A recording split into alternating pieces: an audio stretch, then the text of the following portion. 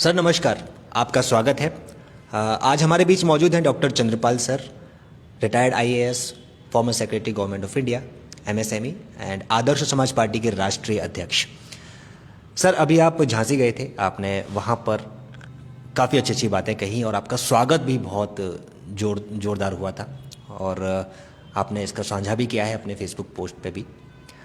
लेकिन सर जब आप वहाँ पहुँचे थे उसके बाद बीच में कुछ लोगों ने शायद आपसे ऐसी कुछ बातें कही हों जो आपको लगा हो कि वो शायद गलत हों, जैसे कि किसी ने कहा था कि सर आप क्यों चुनाव लड़ रहे हैं, आप वोट काट रहे हैं, ऐसा कुछ कहा गया, ये आपने बताया हमें। तो इस बारे में आप क्या कहना चाहते हैं? जी सर।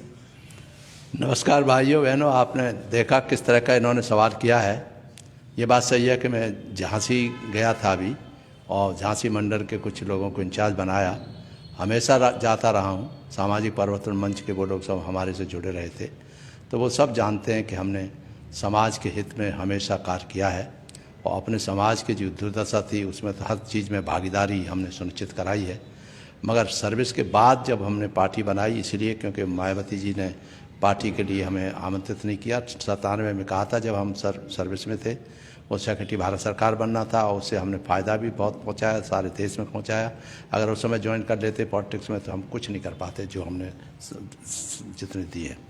जहाँ तक वोट काटने का संबंध है, एक कोई आदमी कहता है कि साहब आप काहे को पार्टी बनाई है, क्यों वोट, तो हमें उन्हें एक्सप्लेन कर देते हैं कि भाई ये तो तबीयत थी, हमारी दिल की बात थी कि हमारे समाज को आगे बढ़ाना है, तो राजनीति के माध्यम से बाबा साहब ने कहा था उसके माध्यम से जाना है। और हमारी कोई सत्ता लोलुपता नहीं थी, न आर्थिक रूप से कुछ धन कमाने की लालच सत्ता की। हमने तो सब सारे जीवन देखा है, सब कंट्रीज 35-36 कंट्रीज में घूमे हैं, सब कुछ है सरकार की तरफ से और अच्छे हमारे बच्चे हमको कुछ नहीं लेना है। मगर ये जो आरोप लगाते हैं कि जाटव समाज के और चमार समाज के लोगों के वोट काटे हैं, ये बिल्कुल ही गलत है। इससे मैं बहुत ही जो कहने वाले या सोचने वाले लोग हैं उनको मैं धूर्त कहता हूँ, क्योंकि मेरे इलेक्शन देखो, मैं 3 इलेक्शन एमपी का आगरा से लड़ा। मुझे पहले इलेक्शन में 1000 वोट मिले, दूसरे में 2000 वोट मिले, तीसरे में 3000 वोट मिले। जहाँ पर 3 लाख लोग हों जाटव लोग, उनके वोट मैंने कैसे काट लिए? और वो वोट तो मायावती को पढ़ना चाहिए और पढ़े। मायावती जी के पर जो लोग खड़े, छोटे वोटे खड़ा हुआ, उसको भी 1-1 लाख वोट मिला। तो उन्होंने मेरा वोट काटा। अगर वो उनकी तुलना की जाए कि जो खड़े हुए हैं उसमें हमें क्या अंतर है, हमने क्या क्या काम किया, उन्होंने क्या काम किया है। हमारे पैच हुआ करते थे, वो माने एमपी खड़ा कर दिए, तो वो तो उल्टे जो समाज एसपी सिंह बघेल के साथ हो गए। तो मतलब यहाँ तक पतन होता हुआ दिखाई देता है और हमको उल्टा कहते हैं कि साहब आप वोट काटते हैं। इसका मतलब है जैसे बाबा साहब को निरुत्साहित किया था हमारे समाज के लोगों ने, मरते दम तक वो दुखी रहे बाद में बेचारे। अब जब दिखाई दिया तब लाभ दिखाई देता है, तब कहते नहीं। तो ये तो उस समय भी यही बात करते थे। और ये माननीय काशीराम जी का ही भी शिकायत थी कि चंद्रपाल जी हम आप आगरा के हैं, हम आगरा जाना चाहते हैं। 95 के बाद जब हमने खुद चीफ मिनिस्टर न बन के मायावती जी को चीफ मिनिस्टर के लिए कह दिया, मैंने हम तो आईएएस ऑफिसर हैं, हम सेक्रेटरी बनेंगे।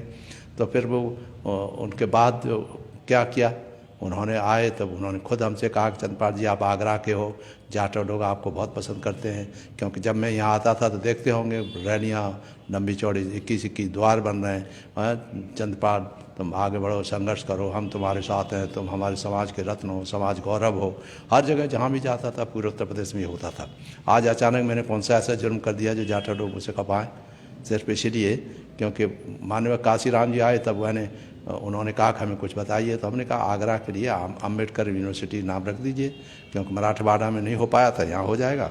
और झांसी करने के लिए कर रहे थे, हमने मना कर दिया था कैबिनेट में कि मैं नहीं, झांसी तो बुंदेलखंड बुंदेलगांव के लिए प्रसिद्ध है।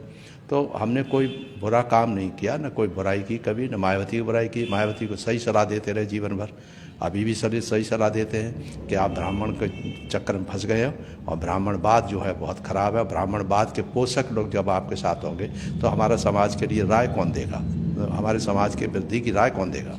हम सर्विस में थे, प्रिंसिपल जो प्रेसिडेंट रूल होता था, तो हर समय कांग्रेस का ज़माना था, प्रेसिडेंट रूल हुआ मोतीलाल वोरा, तो हमने हर जगह देखी रिजर्वेशन में, एमडी एमएस में रिजर्वेशन करवा दिया एक भाषण में। उसी में हर बच्चे को स्कॉलरशिप मिले, डबल स्कॉलरशिप करवा दिया। शिव का सब प्लान बना दिया अलग से, जैसे उसका रुपया जितना मिले वो हम पे खर्च हो। 21% खर्च होने लगा जबकि 4% खर्चा होता था। तो ये सब हमने शिवकाश के लोगों के लिए किया।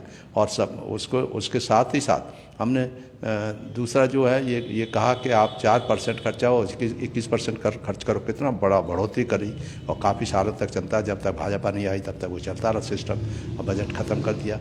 ये सब जो है हमने हमेशा हाउसिंग बोर्ड की बात थी 86 में, तब मायावती ज़्यादा प्रभावित तो नहीं था कोई, और हमने उसके मकानों की पोजीशन पूछी तो 2.5% मकान मिले थे हाउसिंग बोर्ड से पूरे 20 साल में। तो हमने उसको 21% मकान दिलाना शुरू किया। सब जगह आरक्षण है, अब सब जगह मकान मिल रहे हैं।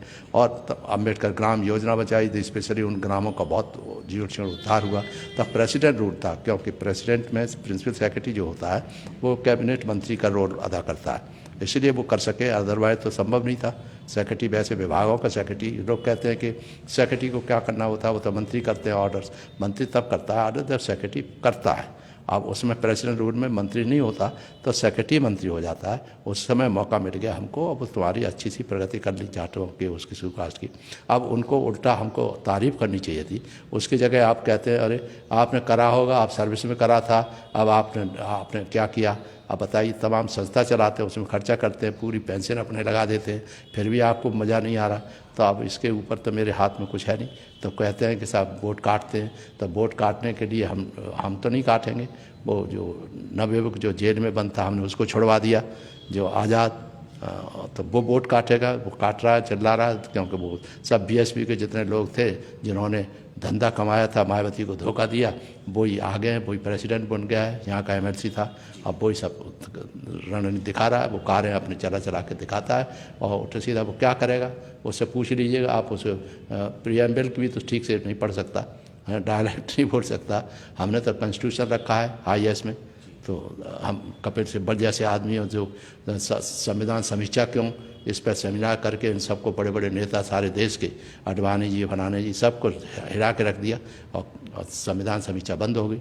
तो कम से कम समाज को सोचना चाहिए कि जो इंटेलेक्चुअल आदमी हैं, जो जितने देश के लिए हित में और आपके समाज के हित में काम किए हैं, उसको तो डिस्करेज तो नहीं करें। तो ये तो एक तरह का चंद्रपाल का मर्डर करना जैसा है।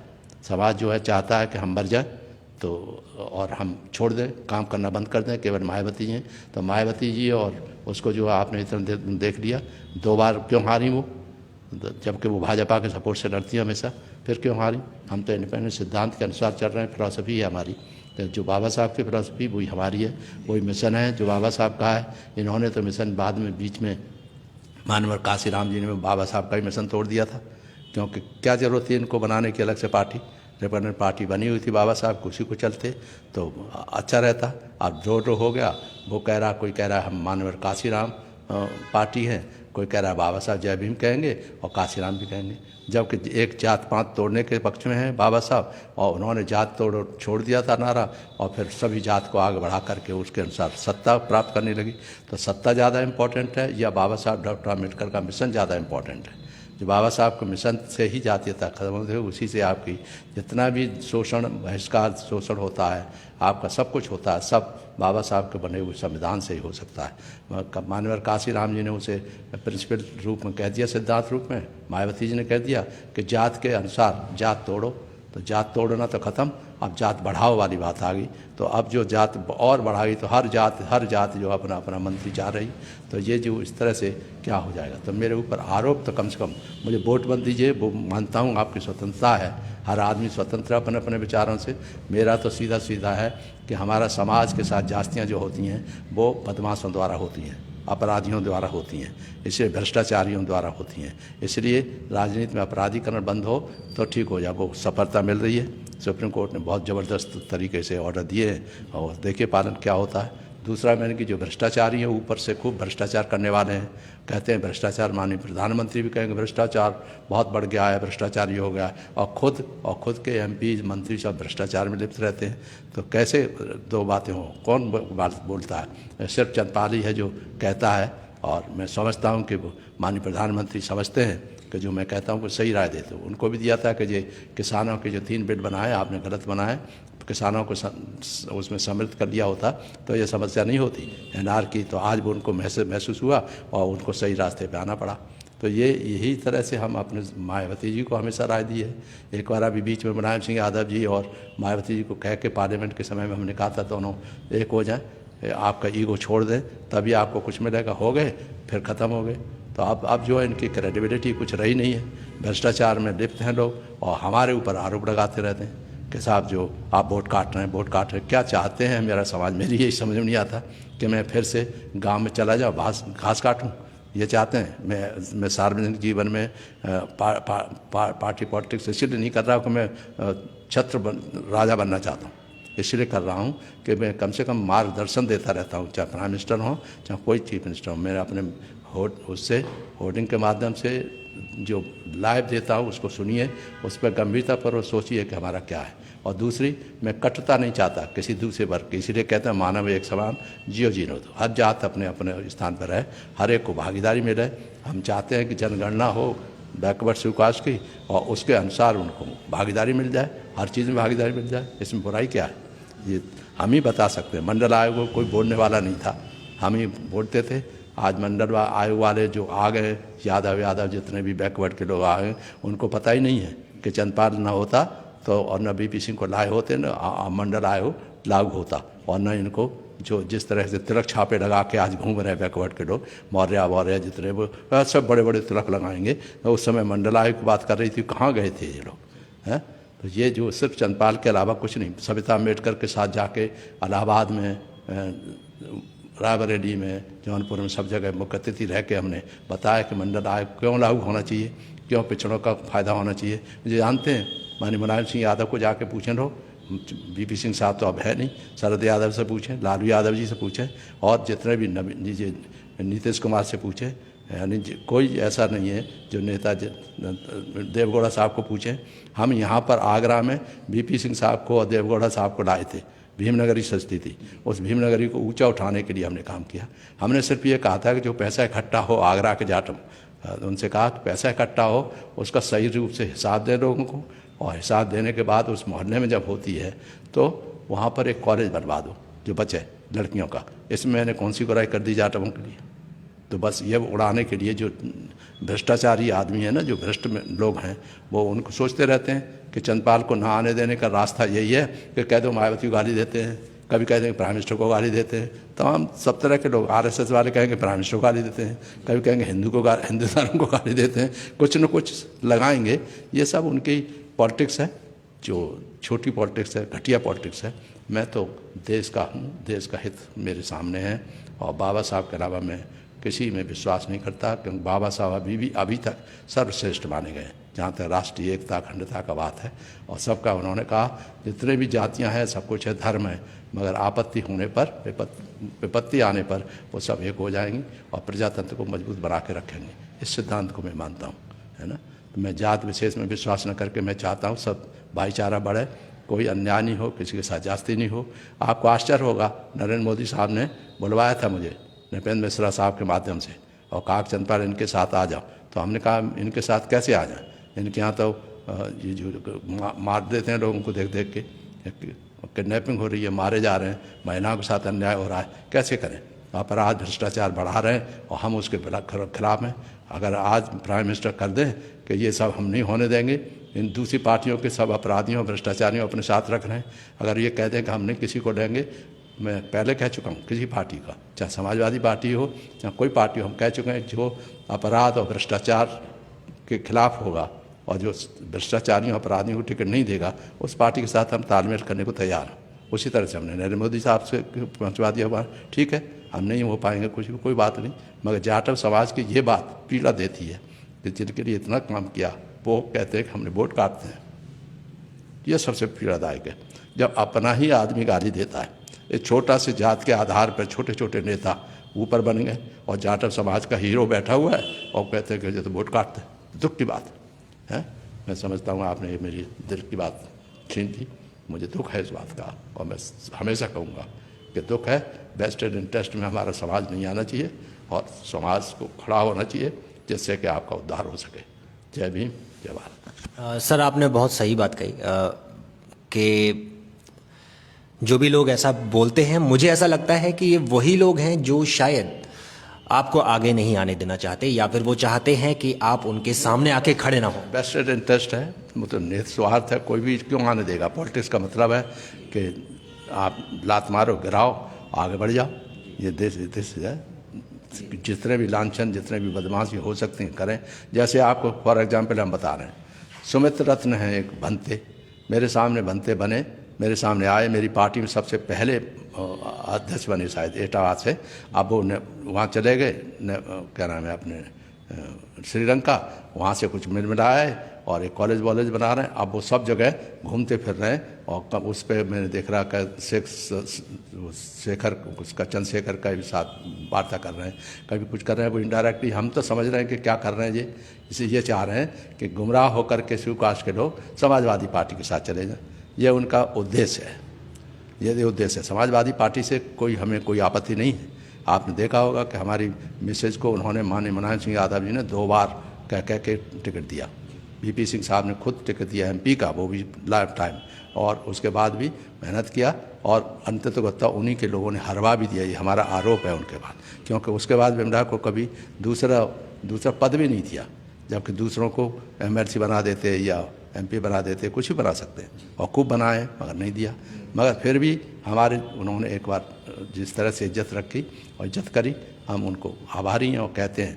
मगर उनका बेटा जो जाने कौन से घमंड में चूर है, वो अपने चाचा से ही संबंध नहीं रख सकता था, चंद्रपाल से क्या करेंगे, उनको भी ये डर है। तो मगर उन्होंने कितना बड़ा नुकसान किया हमारे जो ऊंचे पदों पे पहुंचे हुए शिवकास्ट के ऑफिसर थे, इंजीनियर चीफ और वगैरह वगैरह, सब रिवर्ट कर दिए, फटाफट रिवर्ट कर दिए। एक कितना बड़ा नुकसान किया हमारे समाज का इन्होंने। अब फिर भी हमारे समाज के लोग उनके साथ जाना चाहते हैं और फिर ये दिखावा करने, और कुछ नहीं। मैं बता रहा हूँ बात, उस समय यादवों के अलावा कोई बात ही नहीं सुनता था। हर जगह यादव यादव यादव यादव रहते थे। ऐसे ही आज भी फिर होगा। लोग हमसे कहते हैं आपकी तो पार्टी है, आपकी मिसेज की तो पार्टी है। मेरी मिसेज की पार्टी रही होगी, मेरी पार्टी नहीं है। मेरी पार्टी, मैं किसी पार्टी में नहीं था और मैंने हर एक को सही राय दी है। माननीय मुलायम सिंह यादव को भी सही, उनसे कहा मैंने कि क्रिमिनल्स को क्यों आप टिकट दे रहे हैं, तो कहते हैं कि चंद्रपाल जी हम तो बौद्ध भगवान की तरह काम करते हैं, उनको सुधार करते हैं। मैंने ये सुधार करते करते क्रिमिनल छा जाएंगे देश में, और आज वही बात सिद्ध हो रही है। तो मैं तो हमेशा सही राय दी और निष्पक्ष राय दी है।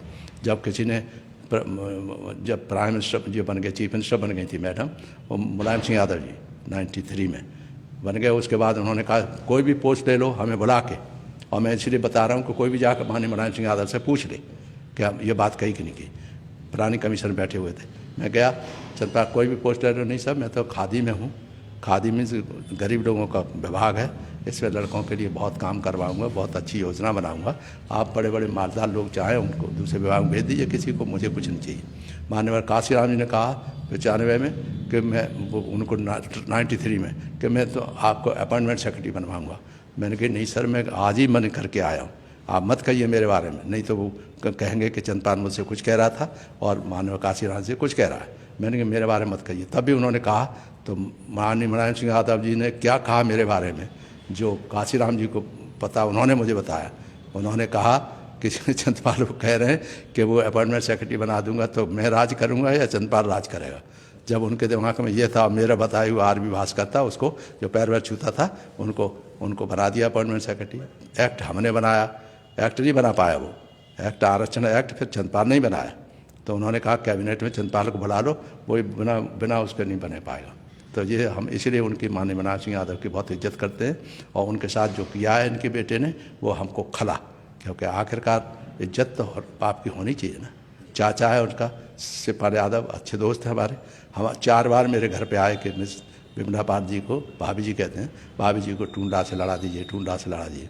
मैंने कि लड़ाएंगे तो मैंने कि वो मेरे जैसे ही अनाउंस करेंगे मेरा ट्रांसफ़र हो जाएगा। राजनाथ सिंह रेवेन्यू सेक्रेटरी था और वही हुआ, जैसे ही वो मीटिंग बोलने आई उसी दिन ट्रांसफ़र हो गया।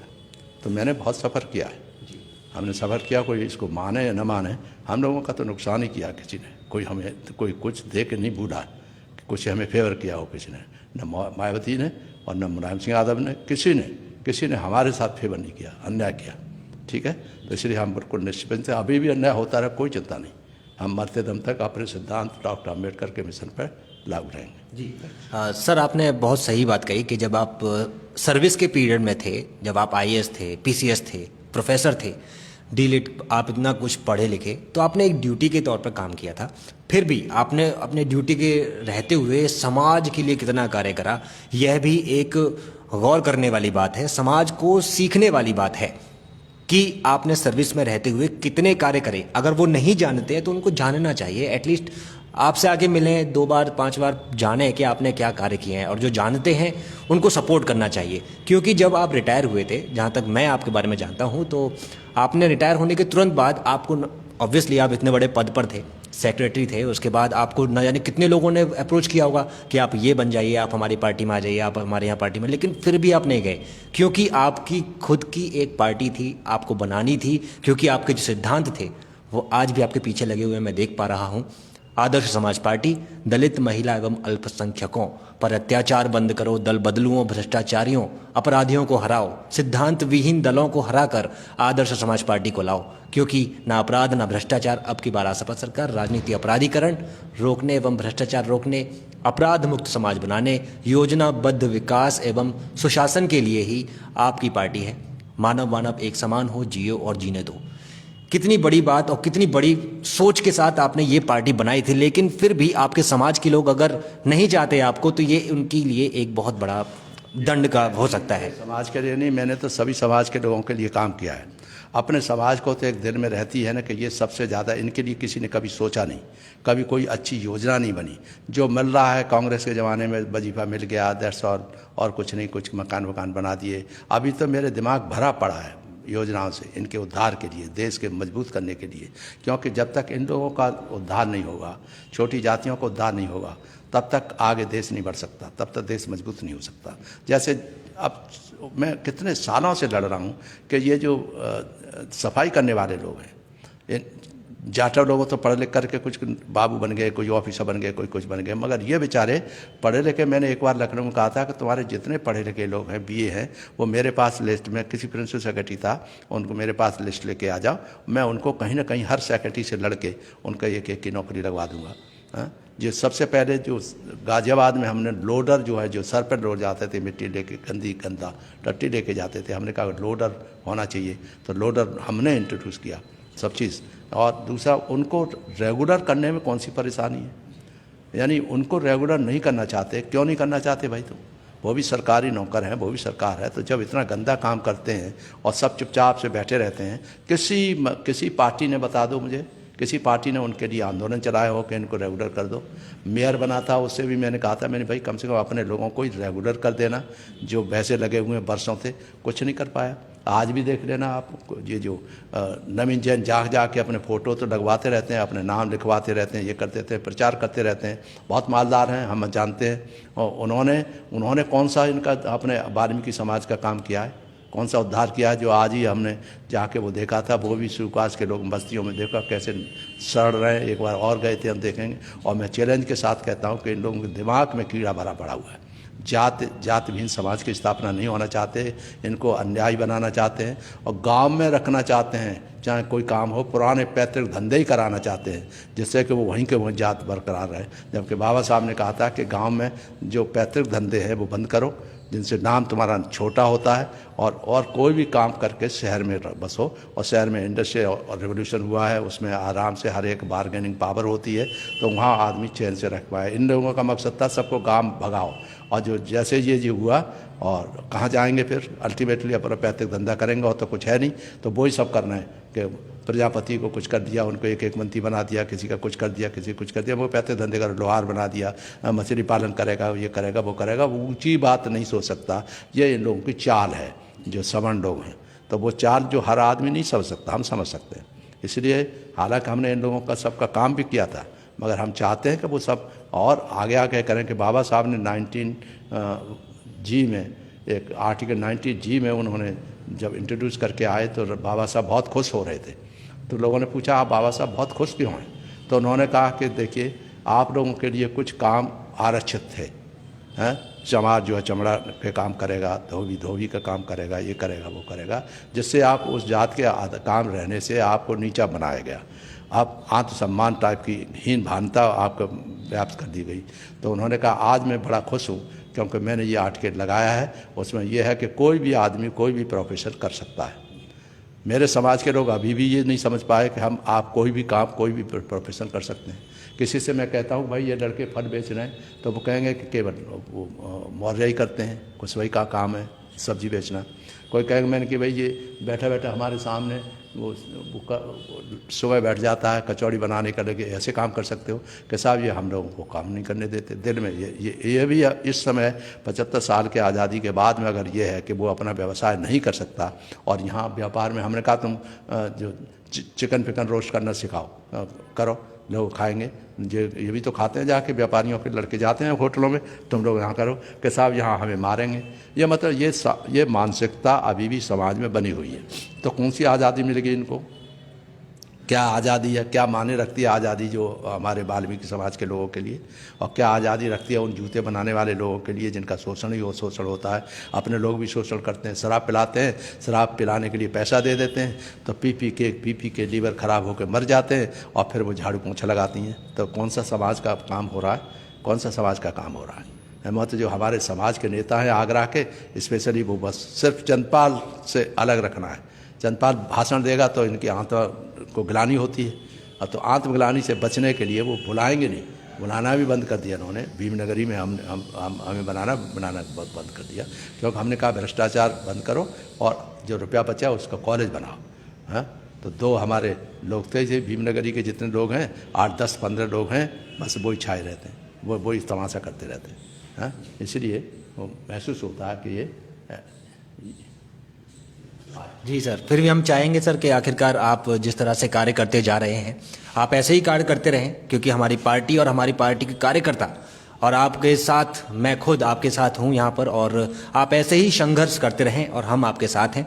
और यकीन मानकर चलिए, एक न एक दिन बदलाव आएगा, लोग आपको पूछेंगे, क्योंकि जीत हमेशा सच्चाई की होती है। इतना मुझे भी पता है, आपको भी पता है, हर कोई जानता है, जीत हमेशा सच्चाई और अच्छाई की होती है। क्योंकि आपकी पार्टी का भी यही सिद्धांत है, सच्चे, अच्छे और ईमानदार लोगों को आप यहाँ चुनाव लड़वाना चाहते हैं, लेकिन सच्चे, अच्छे, ईमानदार लोग बहुत मुश्किल से मिलते हैं, ये भी आप जानते हैं। उसका डरते हैं, वो डर उनके अंदर बसा हुआ है। एक तो वो देख रहे हैं कि चुनावी रैलियां हैं, प्राइम मिनिस्टर कहते हैं भ्रष्टाचार खत्म करो। हमने कहा भ्रष्टाचार रैलियों से होता है, चुनाव में खर्चा होता है उससे होता है, शादियों में खर्चा होता है उससे होता है। इन सब पे बर्दाश्त लगाओ ना। क्यों लंबी चौड़ी दावतें होती हैं शादियों में, 5-5 हज़ार की एक प्लेट होती है। किसी को दूसरे गरीबों की शादी करने के लिए कुछ नहीं है। कम यानी मौर्य जी जो लेबर में हैं, उन्होंने अभी लड़कियों की शादी करने की बात करी। अरे भाई, जो समाज के लोग करते थे वो आपने अपने हाथ में ले लिया। जैसे खाने पीने का धंधा और उनके कर्मचारी अधिकारियों को हो जाए और नाम हो जाए कि साहब हम गरीब लोगों के बड़े भारी मसीहा हैं, इसलिए वो तमाम बातें करते हैं। ये जो है, इसमें कोई शक नहीं है कि लोग जो भ्रष्टाचार की बात करते हैं, प्राइम मिनिस्टर ने कहा, और प्राइम मिनिस्टर को ये खुद ही अपने इतने सरकारी पैसा खर्च कर करके सरकार भाजपा का प्रचार कर रहे हैं। ये उनको अंतर्ज्ञानी होनी चाहिए कि ऐसा नहीं। और वो तो अपने को चाय वाला बताते थे कि मैंने चाय बेची है, गरीब घर से आया हूँ। तो गरीब घर से आने वाले प्राइम मिनिस्टर को तो बिल्कुल गरीबों के प्रति बहुत ज़्यादा हो रही है। मैं चैलेंज करता हूँ, चैलेंज है, अगर मुझे कभी भी किसी जगह ऐसी जगह मिले जहाँ मैं कुछ कर सकता हूँ, तो फिर आप देखिए कि मैं क्या कर सकता हूँ। और मुझे विश्वास है जब बाबा साहब थे तो उनके साथ भी लोगों ने ऐसे, हमारे समाज के लोगों ने उनका साथ नहीं दिया था। अभी भी जो है बॉम्बे, महाराष्ट्र में मैंने बहुत बड़ी बड़ी मीटिंग अटेंड की हैं, उसमें भी अभी भी महार चमार का झगड़ा है, क्योंकि इनमें चमार सब जगह झगड़ा करते हैं। और झगड़े न करके जब बाबा साहब की बात करते हैं आज, उस समय अगर करते होते तो फिर बात ही और होती। तो बाबा साहब भी बहुत दुखी मरे थे। और कल परसों जो है हमें बुलाया है गाजियाबाद में 2 जगह परिनिर्वाण दिवस पर। हम बहुत दिल से बोलेंगे कि जो कोई नहीं बोलता हो, ये कहेंगे कि बाबा साहब किस तरह से रोते मरे। सर, हम उम्मीद करते हैं कि देखिए, आपके दिल की बात है, आज हमने बहुत दिल की बात करी है। ऑब्वियसली आपके जो दिल के विचार थे आपने खुद कही आज मुझसे कि आज दिल की बात करनी है मुझे, तो आज हमने पूरी दिल की बात की है। सर के अंदर जो एक्चुअल बात थी वो आपको बताना चाहते थे, और आपने सुना भी कि कितने भावुक मन से डॉक्टर चंद्रपाल सर ने यहाँ पर अपनी बात रखी है। और मुझे उम्मीद है कि आखिरकार जब इतने बड़े बड़े नेता जब इतनी बड़ी बड़ी बात करते हैं, और हमारे डॉक्टर चंद्रपाल सर जो है इतनी अच्छी सच्ची पार्टी चला रहे हैं, तो आप लोगों को शायद आना चाहिए और आप लोगों को ज्वाइन करनी चाहिए पार्टी। चलिए, पार्टी ज्वाइन नहीं करना चाहते हैं तो एटलीस्ट विचारों को ही बढ़ाना चाहिए। विचार जब बढ़ेंगे, अगर आपको अच्छा लगे तो आप अपने बच्चों को लेकर आइए, पॉलिटिक्स में लाइए, बहुत ही अच्छा फील्ड है, कोई बुरा नहीं है, गलत नहीं है। ये चीज़ें सिखाने वाली होती हैं कि गंदा है, ये है, वो है। अब आप लोगों को समझाना है, अपने देश को आगे बढ़ाना है, किस तरह से बढ़ाना है। गरीबों का भाग ना हो पाए और गरीब गरीब बने रहे, गुलामी करते रहें, वो टुकड़े डालते रहें हर बात में। जो फ्री दे रहे हैं, फ्री ये कर दिया, फ्री वो कर दिया। दिल्ली का चीफ मिनिस्टर कहता हमने फ्री बिजली दे दी, फ्री पानी दे दिया, फलाना करते। कौन तो एहसान दे दिया तुमने, अपनी जेब से दे दिया क्या? सरकार का पैसा है, उससे और किसी काम के होना चाहिए था। सब कुछ हो सकता है।